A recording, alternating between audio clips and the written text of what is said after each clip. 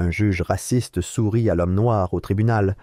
Quelques secondes plus tard, son grade au FBI est révélé.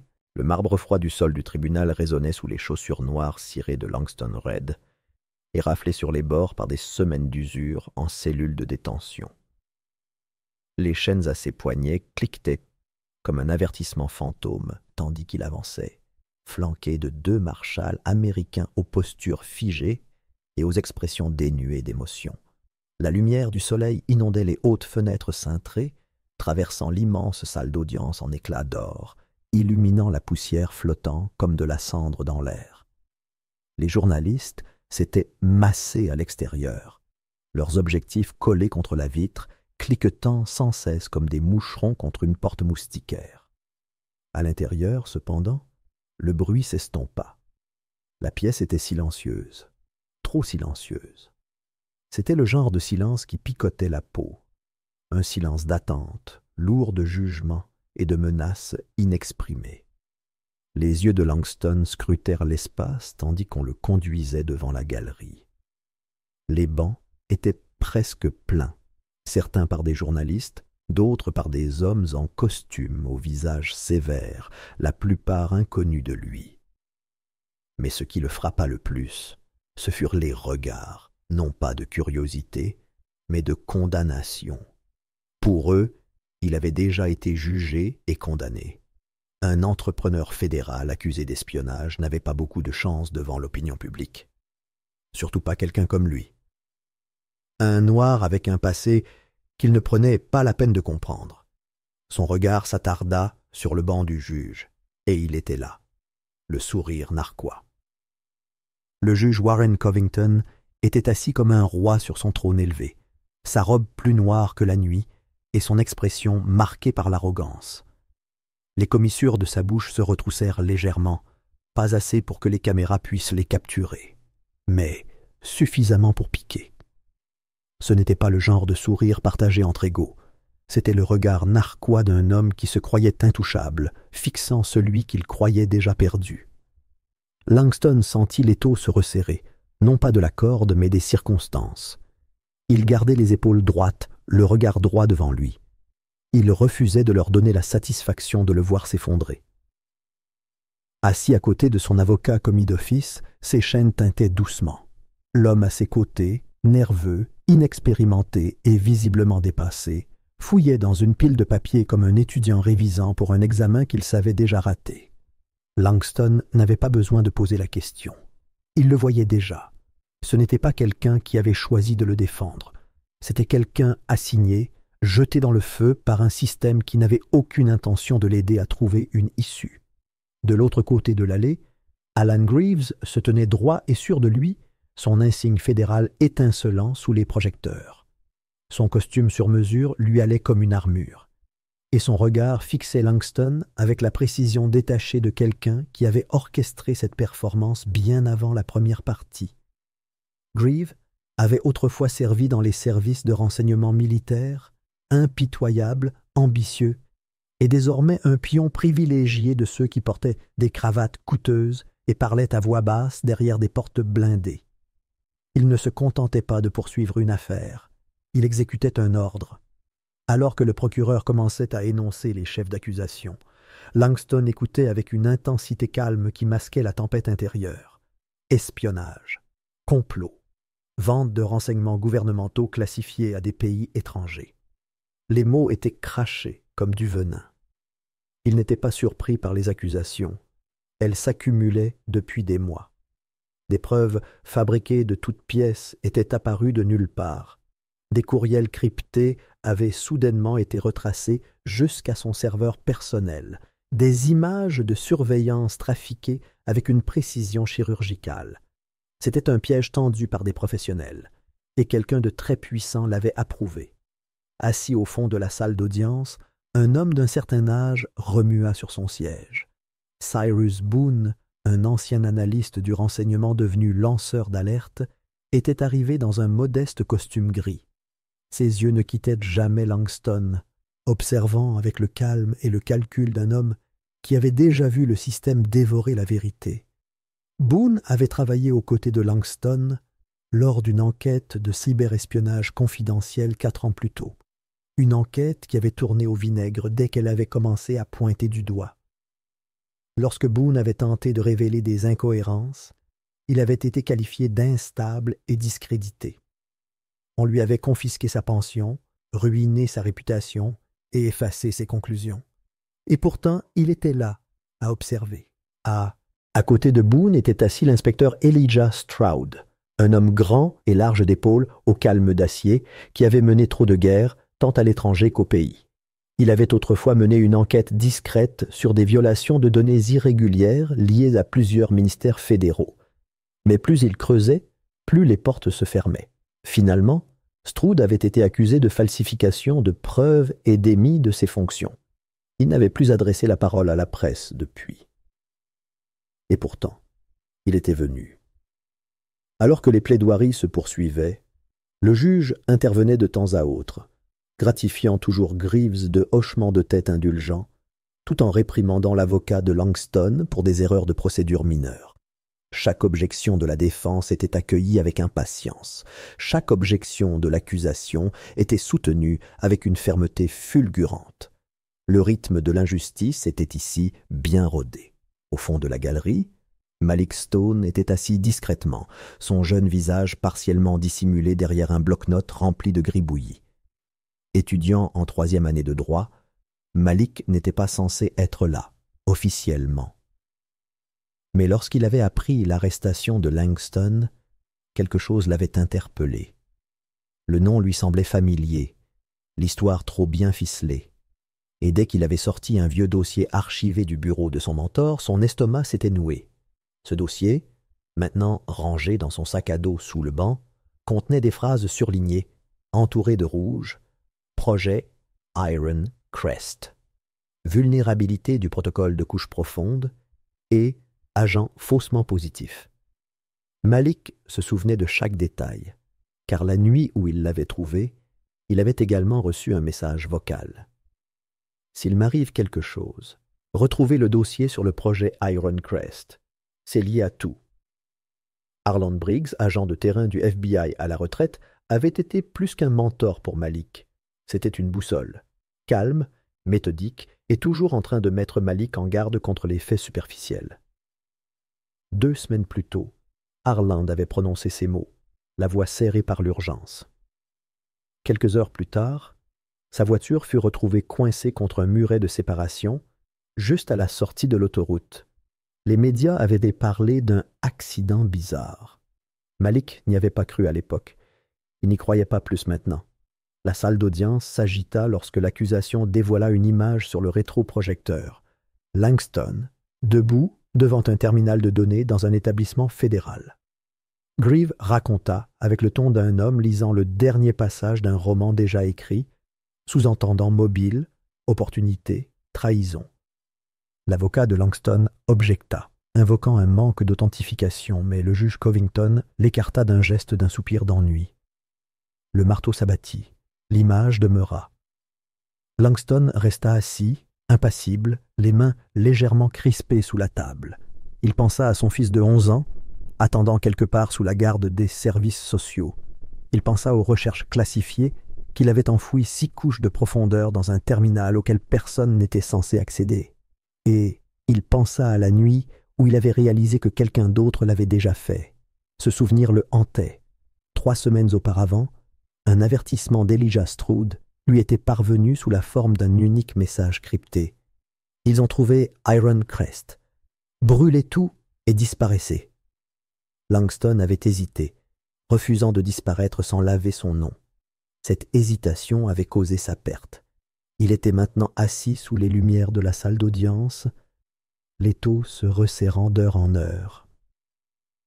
Le regard de Malik parcourut les rangées d'hommes en costume assis silencieusement au bord de la salle.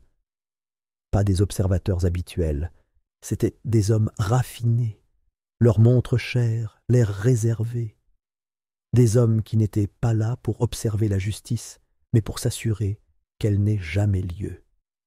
Il rouvrit son carnet et commença à griffonner quelque chose qui venait de faire tilt, une séquence entre date, lieu et nom de projet classifié.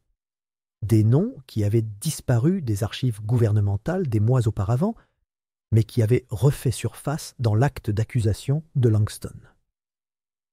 Lorsque le juge demanda une suspension d'audience, la galerie commença à s'agiter, des pas traînants, des voix basses revenant comme des murmures dans une crypte.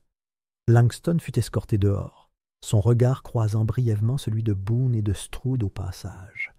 Aucun des deux hommes ne parla. Mais le poids de leur silence était une sorte de serment. Dehors, les nuages d'orage s'amoncelaient au-dessus du palais de justice. La pluie approchait. Mais Malik savait que la véritable averse avait déjà commencé. Le procès entrait dans sa 2e semaine et la salle d'audience s'était transformée en un théâtre de manipulation. L'atmosphère était tendue, chaque jour se déroulant comme une pièce de théâtre minutieusement écrite. Les preuves étaient représentées sans chaîne de possession appropriée, leurs origines troubles et introuvables. Des témoins, autrefois inflexibles dans leurs témoignages, étaient désormais indisponibles ou s'étaient mystérieusement rétractés, leur silence soudain soulevant plus de questions que de réponses. Les objections de la défense étaient systématiquement rejetées, et le marteau du juge tomba avec une irrévocabilité qui ne souffrait aucune dissidence. Malik Stone, poussé par un sentiment croissant d'injustice, avait demandé à siéger à la table de la défense en tant qu'assistant juridique.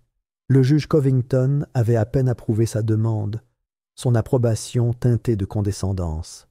Il s'était moqué de Malik, se demandant si ses manuels l'avaient préparé aux réalités d'un tribunal fédéral. Malik avait soutenu le regard du juge avec une détermination tranquille, refusant de se laisser intimider. Langston Red resta silencieux pendant toute la procédure, d'un air calme et posé. Il observait tout se dérouler avec une sérénité troublante, ses yeux ne trahissant guère l'agitation intérieure. Mais dans la solitude de sa cellule, la nuit, il murmura dans la ventilation, révélant qu'il avait enregistré chaque réunion, chaque menace. Il pensait qu'ils ignoraient qu'il possédait encore les enregistrements.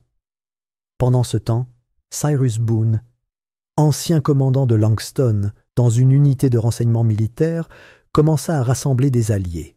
Il contacta le colonel Mason Rourke, un homme endurci mais de principe qui avait autrefois dirigé des briefings nationaux de renseignement. Rourke devait la vie à Langston, une dette qu'il n'avait jamais oubliée.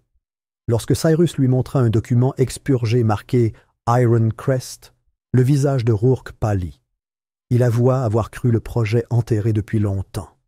La corruption était profonde, atteignant les plus hautes sphères du pouvoir.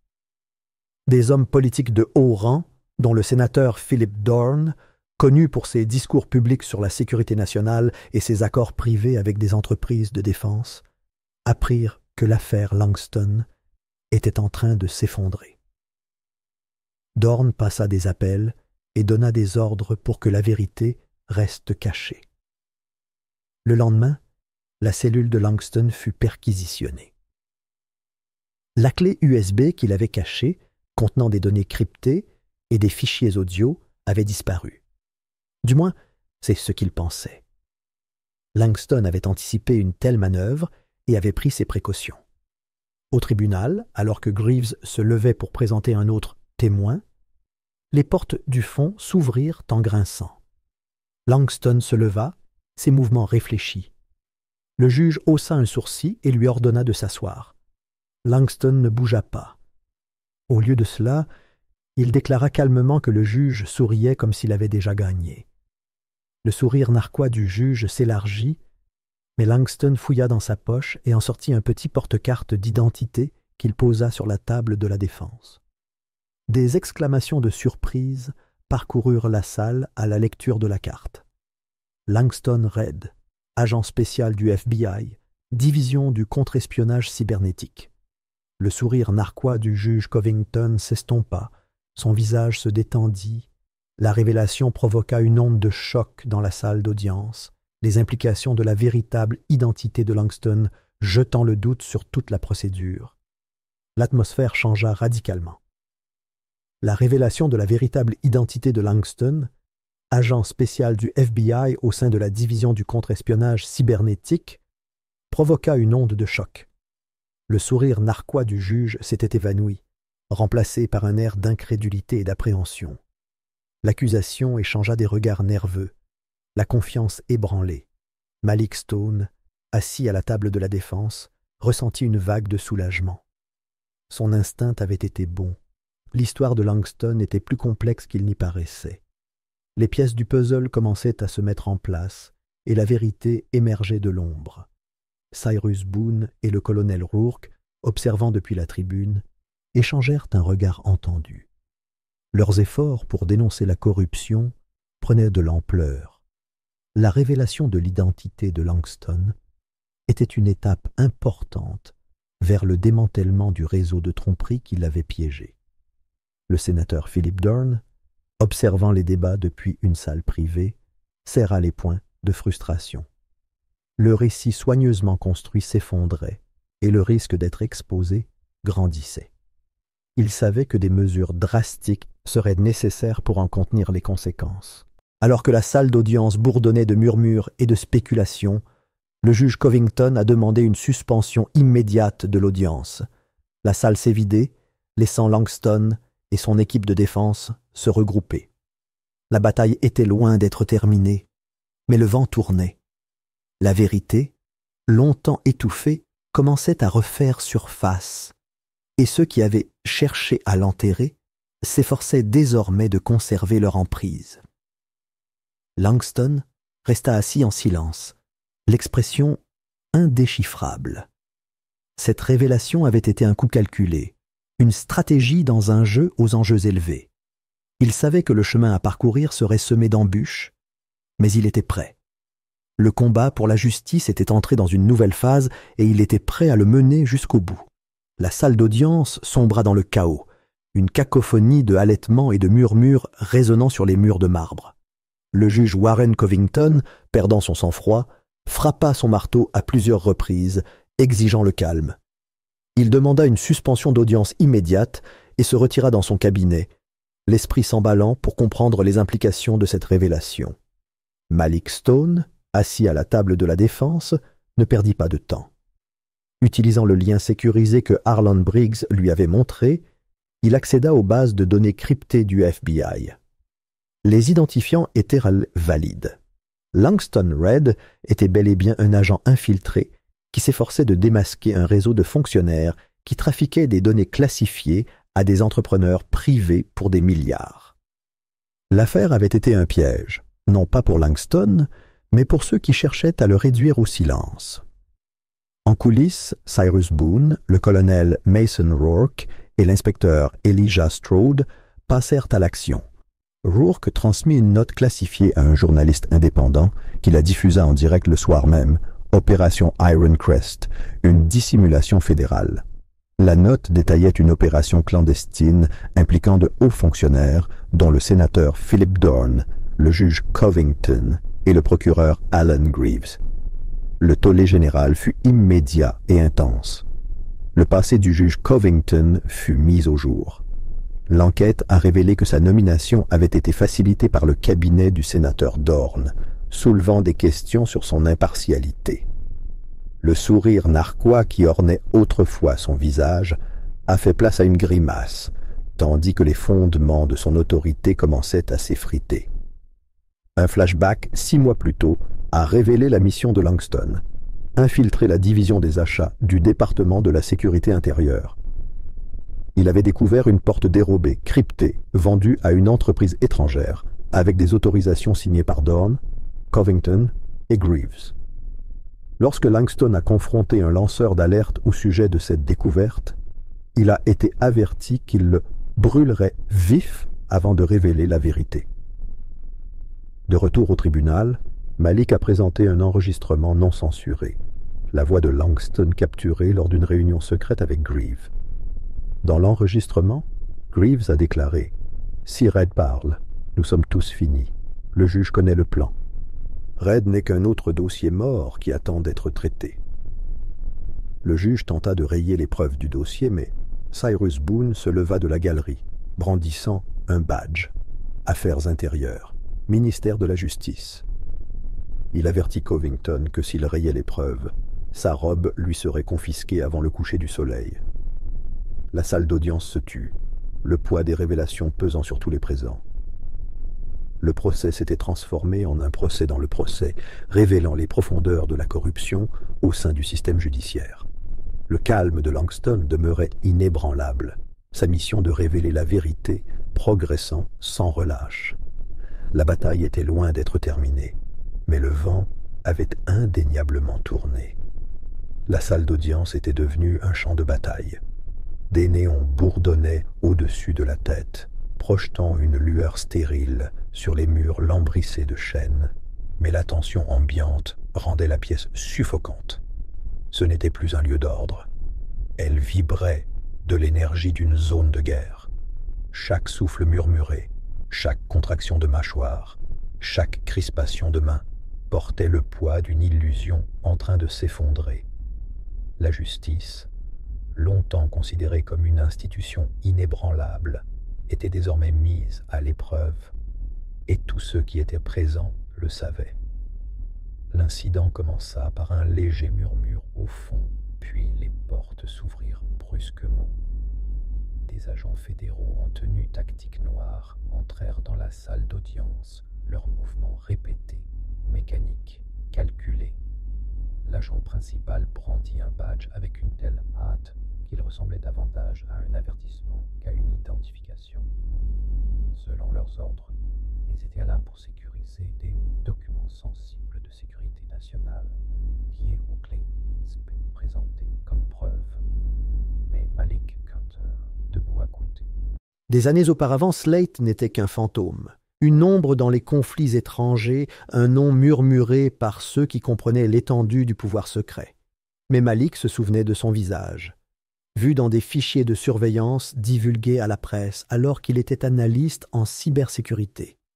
Victor Slate n'était pas là pour des preuves. Il était là pour effacer. Cyrus le remarqua aussi. De son siège derrière la table de la défense, il avait déjà vu des hommes comme Slate, des hommes qui n'avaient pas besoin d'uniforme pour inspirer la peur. Il ne broncha pas, cependant. Il avait prévu cela. Alors que les agents de Slate se dirigeaient vers le bureau du greffier où les clés USB avaient été stockées, Cyrus ouvrit calmement son ordinateur portable et tapa une dernière commande. Le réseau de distribution qu'il avait construit fonctionnait silencieusement en arrière-plan, invisible aux agents qui grouillaient dans la salle d'audience. La redondance avait été son assurance. Dès que les clés avaient été touchées, des copies avaient déjà été envoyées, cryptées, mises en miroir et distribuées à plus de 20 médias, étrangers et nationaux. Ce que Slate était venu enterrer était déjà en suspension dans l'air. Mais cela ne signifiait pas pour autant qu'ils étaient en sécurité. Alors que les agents s'activaient pour arrêter le personnel du tribunal sous couvert de protocole de sécurité, le regard froid de Slate balaya la salle. Il vit Malik. Il vit la tension dans sa mâchoire. Il vit cette défiance qu'un badge ne pouvait effacer. C'est alors que la salle explosa dans le chaos.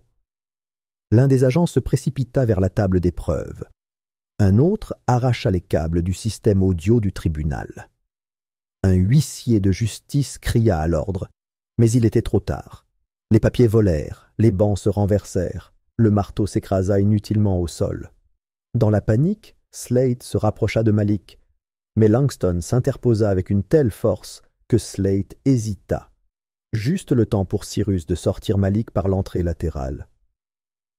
À l'extérieur du palais de justice, l'air était glacial, le vent d'hiver soufflait, la nuit était bruyante, les sirènes et les drones des médias planaient au-dessus de nos têtes. Ils se taisaient tandis qu'ils avançaient, se faufilant dans les ruelles, se fondant dans l'ombre. Cyrus tendit à Malik un téléphone jetable, l'un des 6 qu'il avait caché pour les urgences. Dessus figuraient les mises à jour de ses sources. Un message se détachait du lot. L'inspecteur Stroud avait été retrouvé inconscient dans son appartement. Malik se figea. Le sol sembla s'effondrer sous ses pieds. L'homme qui avait risqué sa carrière pour récupérer des images de caméras corporelles et des rapports internes, qui avait murmuré un jour « Ils ne veulent pas la vérité, Malik. Ils veulent l'obéissance », était maintenant à l'hôpital, dans le coma. Le disque dur que Stroud avait promis de livrer, disparu. Son appartement avait été saccagé, la surveillance désactivée. Le message se terminait par 2 mots qui disaient tout. Preuve manquante. Les mains de Malik tremblaient, pas de peur, de fureur. Ils parvinrent à la planque de Cyrus, près de la périphérie de la ville. Un sous-sol sans fenêtre, équipé de pare-feu et sécurisé par des serrures biométriques. Là, Malik se ressaisit enfin, mais seulement un instant. Peu après minuit, un SUV noir apparut 2 pâtés de maisons plus loin. Il ne se gara pas, il plana. Puis un autre le rejoignit. La planque avait été compromise. Cyrus se déplaça avec un calme chirurgical, supprimant les journaux, brûlant les disques, transférant les données vers des serveurs offshore.